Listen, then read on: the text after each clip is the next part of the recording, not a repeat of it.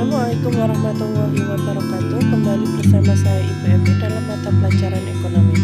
Kali ini kita akan mempelajari pendapatan nasional untuk kelas 11 semester 1. Ananda peserta didik, kalian harus tahu ya, pendapatan nasional merupakan jumlah seluruh pendapatan yang diterima oleh masyarakat dalam suatu negara selama 1 tahun.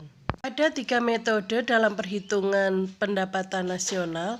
Yang pertama adalah metode produksi, yaitu nilai barang dan jasa yang diproduksi suatu negara selama 1 tahun dengan cara menjumlahkan nilai barang dan jasa tiap proses produksi.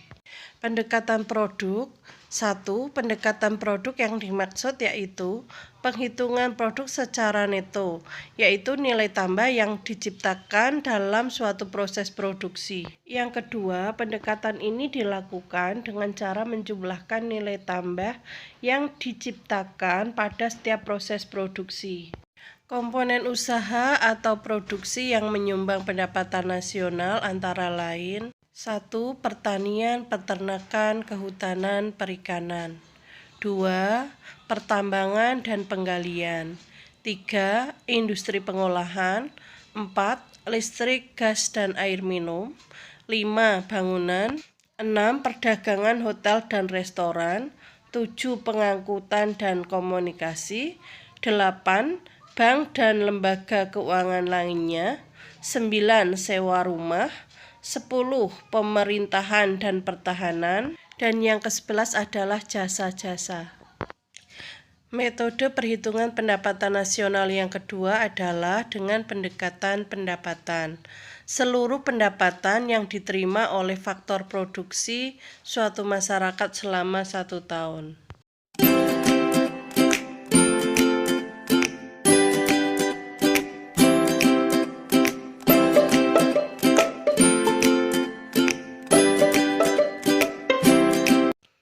Ananda peserta didik, kita sampai pada metode perhitungan pendapatan nasional yang ketiga, yaitu dengan pendekatan pengeluaran.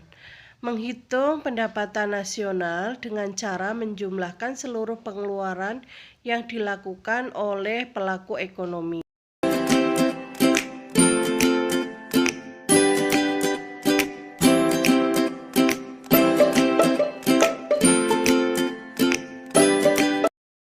Berikutnya konsep pendapatan nasional ada GDP, GNP, NNP, NNI, PI, dan DI.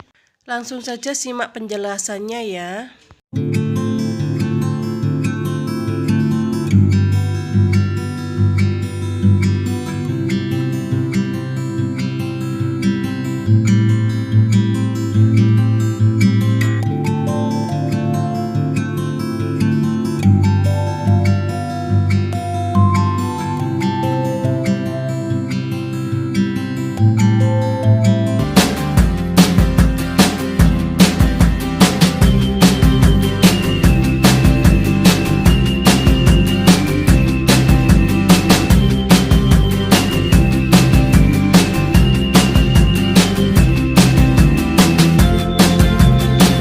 Ananda peserta didik, berikutnya adalah tujuan dan manfaat mempelajari pendapatan nasional.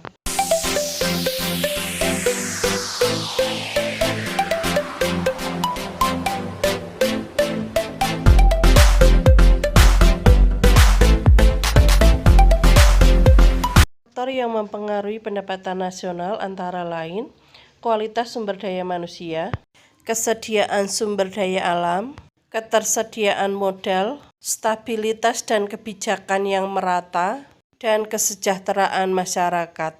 Kemudian dari pendapatan nasional ini muncul yaitu pendapatan per kapita. Pendapatan per kapita adalah besarnya pendapatan rata-rata dibagi dengan jumlah penduduk. Hubungan pendapatan per kapita dan pembangunan ekonomi.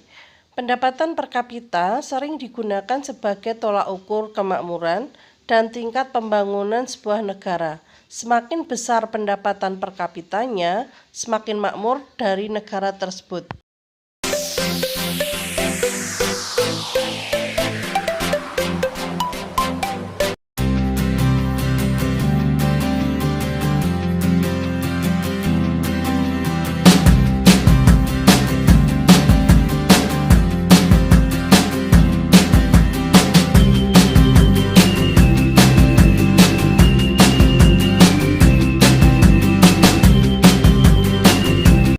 Tuliskan tugas dalam selembar kertas dan kumpulkan ketika kalian masuk sekolah.